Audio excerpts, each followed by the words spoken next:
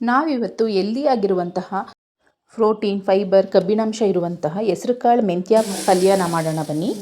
ನಾನಿಲ್ಲಿ 250 ಗ್ರಾಮ್ ಹೆಸರು ಕಾಳನ್ನು ತೊಳೆದು ತೊಗೊಂಡಿದ್ದೀನಿ.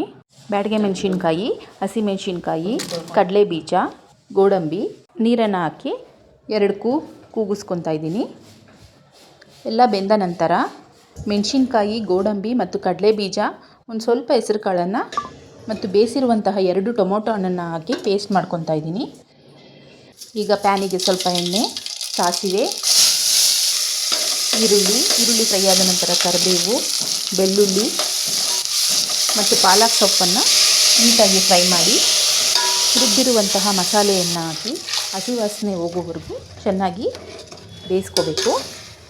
ಅರಿಶಿಣ, ರುಚಿಗೆ ತಕ್ಕಷ್ಟು ಉಪ್ಪು, ಬೇಯಿಸಿರುವಂತಹ ಕಾಳನ್ನು ಹಾಕಿ ಚೆನ್ನಾಗಿ ಒಂದು ಕುದಿಸಿದರೆ ರುಚಿಕರವಾದಂತಹ ಪ್ರೋಟೀನ್, ಫೈಬರ್ ಇರುವಂತಹ ಹೆಚ್ಚಿನ ಆರೋಗ್ಯಕರವಾದಂತಹ ಹೆಸರುಕಾಳು ಮೆಂತ್ಯ ಪಲ್ಯ ಚಪಾತಿ, ದೋಸೆಗೆ ತಿನ್ನಲು ರೆಡಿಯಾಗಿದೆ. ಇಂತಹ ಇನ್ನಷ್ಟು ರೆಸಿಪಿಗಳಿಗಾಗಿ ಶಾನ್ ಕಿಚನ್ಸ್ ವರ್ಲ್ಡನ್ನು ಫಾಲೋ ಮಾಡಿ. Thank you.